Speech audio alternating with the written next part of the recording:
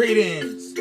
This is Doc Ock coming to you live and direct this morning from Black Facts Headquarters Central. One more time.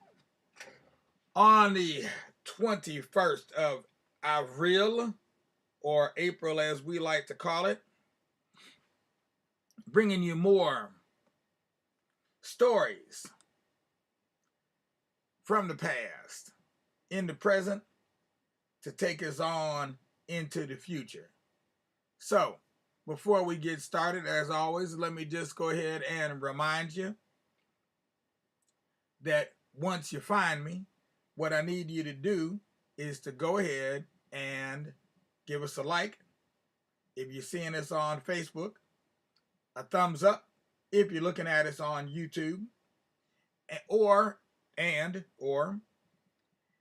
give us a subscription. Just subscribe to the Tubular Black Facts channel below. If you can do all three of those things, and then just spread the word around. Word of mouth. Word of mouth. Best advertising in the world. And it's totally free for you, and it's free for me. So why not spread it around? Might as well anyhow. Meanwhile, let's go ahead and do our proverb of the day. Let's see what we got for today. We got a few more left here on the, in my little book of Proverbs. Okay, we'll do this one here, because this is always a good one to remember. Umkuki kwa unguruwe kwa mwanadamu uchungu. Umkuki kwa unguruwe kwa mwanadamu uchungu. A spear should only be used when slaying a pig, not people, because that hurts. Yes. Now, in English, we've got a saying that's a proverb very similar to that. We call it do unto others as you'd have them do unto you. But either way, you get my drift. All right, meanwhile, let's go ahead and,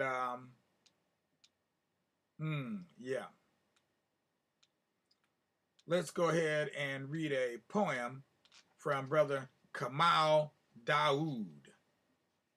Kamal Daoud. Well, let me see. Here he had one. This one was kind of interesting here. Religion of Dreams for Rasan Roland Kirk. Got another short one here for you. A little shorty. Let me stop that. There we go. Stop that flashing. Okay. Religion of Dreams for Rasan Roland Kirk.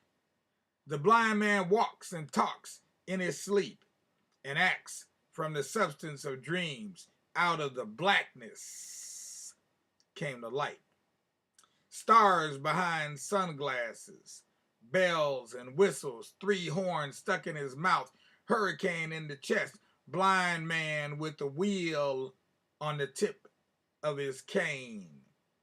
A note held 400 years, breathing through the ears, blues, scholar, slave chants, field hollers, funky as a gut bucket, church pew, climbing out of his horns, horn stuffed with ragtime, horn stuffed with boogie. Rasan, close the eyes and the third eye opens, healed with sound vibrations, historian of feelings. Blind warrior on the front line, blind boxer in the ring, wearing the champion's belt, hitting you with a flurry, bebop upside the head, the truth faced squarely, the beauty the blind man sees, vibrations, echoes, light. Rasan, the blind man walks and talks in his sleep and acts from the substance of dreams.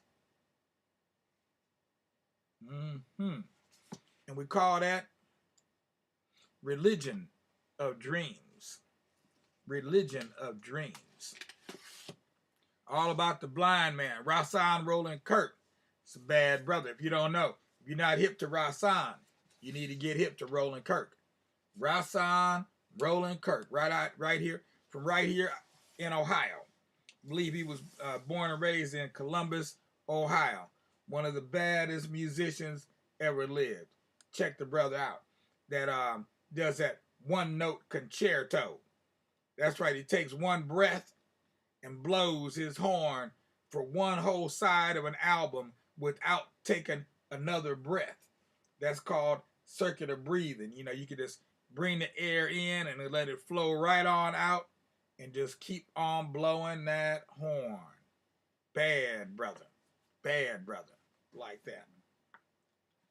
So, continuing on with our book for this week, Passenger on the Pearl.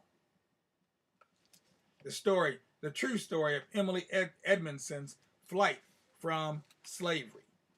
And again, these slaves live in Washington, D.C. So that's why it's easy for me to get them confused, because one of them is owned by the Washingtons, and the other ones, they are living in Washington, D.C.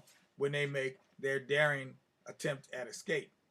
Against the tide, Judson Diggs, a free man of color, made his living driving passengers in his carriage. He pulled the reins, and his mule Caesar halted down by the water just east of the 7th Street wharf. Diggs climbed down from the driver's seat, then helped his 2 female passengers exit the carriage with their bundles. Diggs almost certainly knew that his passengers were runaway slaves. Many people in the black community had heard whispers about arrangements being made for a large-scale escape. When they were unloaded at the wharf, he asked the women for his fare, 25 cents. The women apologized, explaining that they did not have the money, but they promised to pay him when they reached freedom.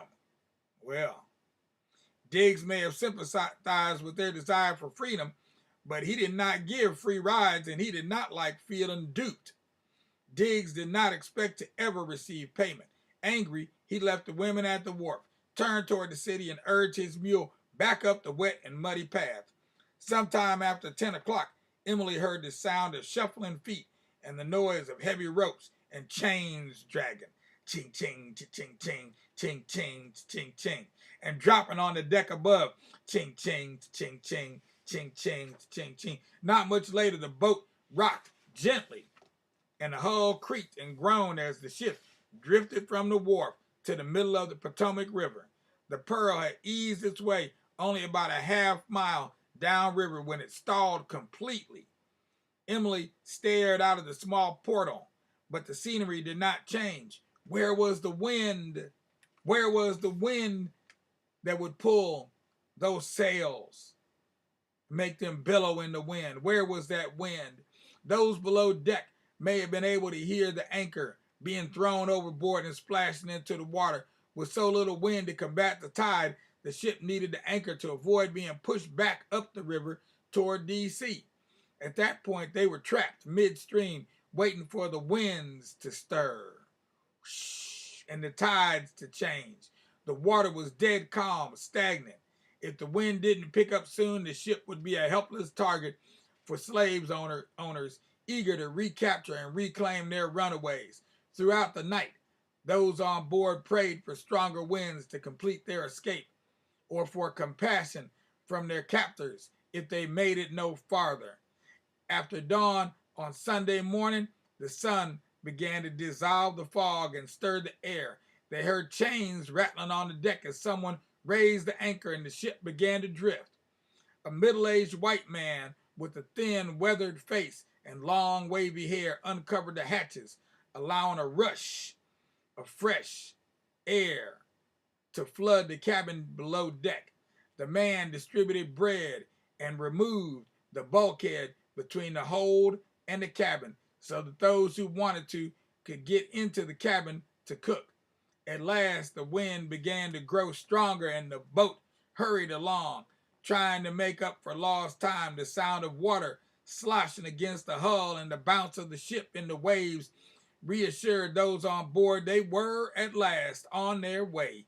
Sunday worship No one knows what scripture was read or what prayers were shared aloud, but it is known that the Runaways staged an impromptu church service in the dark cabin below deck on Sunday morn. Several people rummaged through their belongings and pulled out the Bibles that they had brought with them, and they took turns reading aloud. At home, Emily and Mary had worshiped regularly at the Asbury Methodist Church on the corner of 11th and K Streets, so they would have found comfort in the familiar words and affirming messages. Emily remained frightened and expected the journey to freedom to be 12:30 difficult, but she believed the promise that salvation would follow their time of trial. Mary, always poised and pious, was a source of strength with her faith and steadfast belief in the divine. Mary may have only been only 15 years old, but sitting next to her made Emily feel safer. Emily listened intently when someone near her held out the Bible and offered to pass it to her for a turn at reading. Emily smiled and shook her head. She and Mary could neither take a turn reading aloud nor follow the words in the text because neither of them knew how to read. Instead, Emily listened and prayed for safe passage, for steady winds, for family left behind, for freedom. She felt grateful that she and her brothers and sister and all those on board had made it through their first night as fugitives. During the service, Emily may have thought about her mother and the family she left behind. On the afternoon of their escape, Emily, Mary, and Samuel had visited their parents and older sisters. When it was time to say goodbye, Emily's mother had held each of her children and said as she did each time they parted, "Be good, children, and the blessed Lord will take care of you." Her mother's final words were the same she always said, but those words now took on special meaning. All around her, voices rose up, singing familiar hymns. Emily added her voice to Mary's, and the others letting the words and melodies fill the stale, dark cabin and transform it into a holy place. The blessed Lord will take care of you. Please, yes, please. Okay, now, that was the chapter we were supposed to have read. Now we're back on track. And that was chapter 3 in the book. I call it, our segment is called Two Passengers on the Pearl, Yearn for Freedom, because I couldn't type out all that other stuff out. It was just too long. The title and the subtitle were a bit much. Meanwhile, you know what time it is. It's a little bit after 12:30 now, so we're just rounding the clock. And we're going to go ahead and close this session out. We appreciate all our listeners out there. We appreciate the donations y'all made back in February. We're just now getting those donations. Some of those donations in. I believe there's more coming on the way. But this is how the system works. And this is why we are always doing a constant fundraiser. So you can always make a donation at any time. There's a donation button below. You may have noticed it down there because it takes 65 to 75 days before we will receive even one thin dime of your donation. But we are receiving them. And that's the important thing. We are receiving the donations. Okay? So keep on donating. Keep on supporting us. Keep on sending us those good vibes and those prayers. Just like the mother of these children that escaped was praying for them. We need y'all to pray for us too. Everybody needs prayer. But we're going to put in some work along with our prayer, because prayer without works is empty, and work without prayer is blind. And we don't want to be running around with empty buckets in the dark. Blind. I'll say blind, not in the dark, blind. Meanwhile, go ahead and give us a like, if you're looking out on Facebook. If you're watching us on YouTube, give us a thumbs up, and please don't forget to subscribe as well if you're looking at us on YouTube. So if you can do those things, and then just spread the word amongst all your family and your friends as to what we're doing over here, that would be appreciated as well. Tomorrow is Friday, so tomorrow will be a regular day, but this weekend we got a special coming up. Make sure to check our special on YouTube. We'll be broadcasting on Facebook like we usually do, pretty much, but you won't be able to see the video, etc., unless you're on YouTube. So you might as well just go to YouTube anyway. And that's another good reason to subscribe to our YouTube channel. All right, I see Ronnie out there. Peace up, Brother Ronnie. How's everything over there? And I see Brother Imhotep over there as well. We're going to go ahead and close this session out, and we'll be back tonight with more good stuff.